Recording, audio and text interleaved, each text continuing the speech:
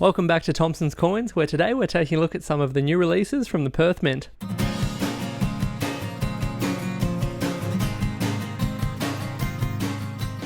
Today we're taking a look at four very different releases from the Perth Mint. We'll start off with a very iconic tribute to Donatello. This is towards the end of the Teenage Mutant Ninja Turtles run, and I think this may be the last in the series. If not, we're getting very close to it. So my dear friend Lucas Bowers has done an incredible job of bringing to life the various characters from Teenage Mutant Ninja Turtles. This is the 40th anniversary, as in 2025 is the 40th anniversary of the franchise, and a number of the characters have been brought to life once again. And there was also a very cool and innovative 2-ounce antique coin, and the actual packaging was a replica of a sewer cap.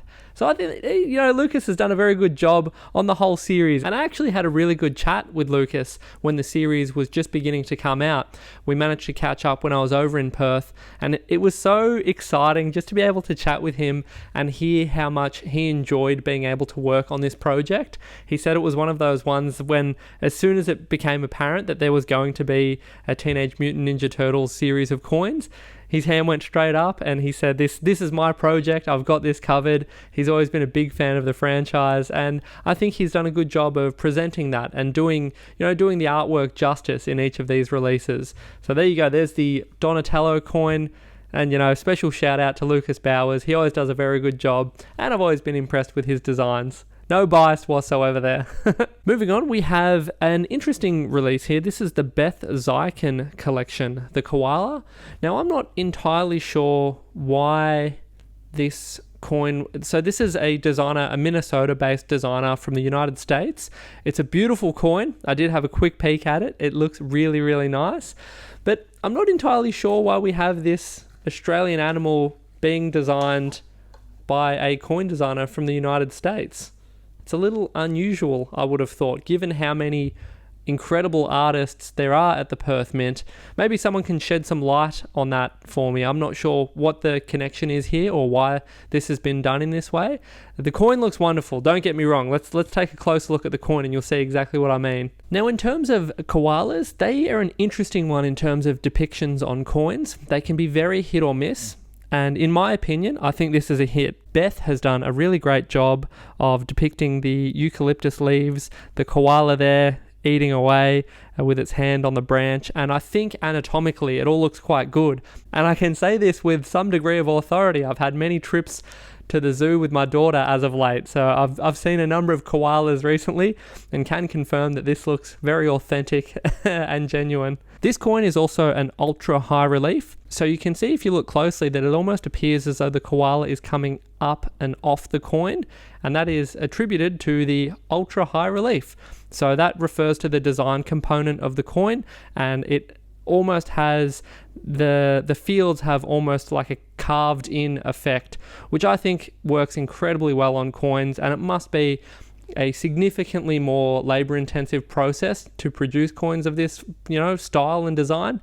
But as a collector, I really appreciate it, and I think that it really makes the coin pop, quite literally. And then on the obverse, of course, we have the Dan Thorne portrait of King Charles III. So this is a 2-ounce coin with a total production run of 1,500. Then continuing on with the same release, I also have here the 10-ounce, which comes... Gee whiz, the box is quite impressive. So understandably, they've sent the coin in a separate box here, just because it might be a bit large and a little bit heavy in transit being within the presentation box. But the box itself looks wonderful. I think they've done a really good job here. So it's just a bit more of an artistic rendition there. It looks a bit more like a pencil drawing of the koala design, which I think looks beautiful in the context of the box. Very nice. That lends itself really nicely to the larger design. I would have liked to have seen an even larger planchet. This, being a 10-ounce, feels almost closer to a 5-ounce in terms of diameter, but it's because it's quite a bit thicker, obviously, than your ordinary coin.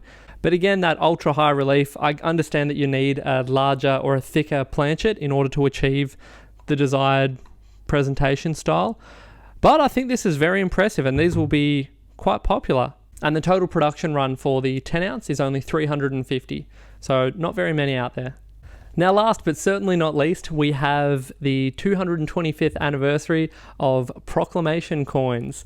Now, these are coins that I've highlighted in previous videos. It's actually an area that I'm looking to ramp up in the business in the coming months, so watch this space. Hopefully, in the next couple of months, we'll have some interesting highlight videos showcasing some really interesting coins from this period.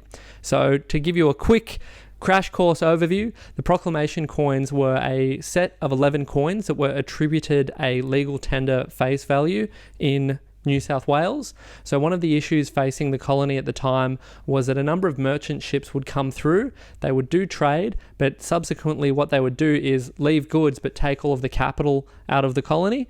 So what the governor of the day, Philip Gidley King, did was attribute higher face values for circulation within the colony for 11 different international coins. And what we're seeing here is a depiction of the iconic pillar dollar. Now, Sean Rogers has had the pleasure of designing this beautiful coin, and you can see here the pillars.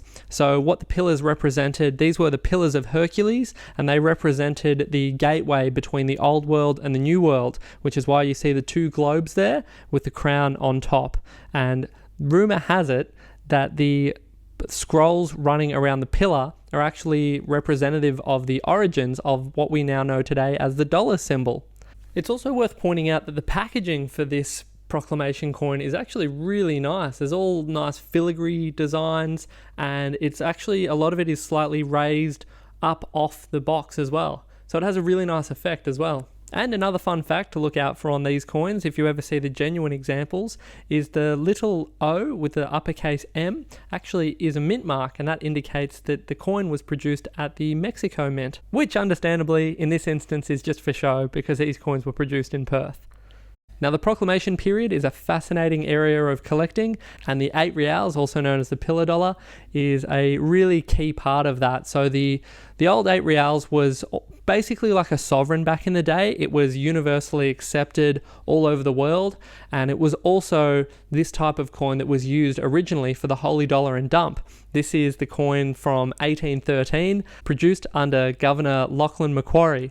And I think I've done videos on this in the past, and I think there'll be more to come in the future, but it's a really fascinating area of Australian and world collecting. It truly is like worlds colliding, you know, you have the best of both worlds in my mind, and like I say, it's an area that I'll delve further into in the future. This particular coin has a production run of 5,000, and like I say, it's an interesting modern connection between early Australian numismatic history and then modern collecting. So a very interesting piece for any collectors that have an interest in a bit of both. And I hope, as is often the case with the modern coins, people pick up a coin like this, read the story, learn a little bit more about the subject matter, and then take off running with the greatest hobby in the world, collecting coins. Alrighty, that's it for now. Thank you very much for watching. These coins are now available in the new arrivals section on the website, which is www.thompsonscoins.com.au. Also, if you enjoy collecting the greatest hobby in the world, you can come on down and visit us here in store. We're at Shop 8 in the Boronia Mall, which is 50 Dorset Square in Boronia.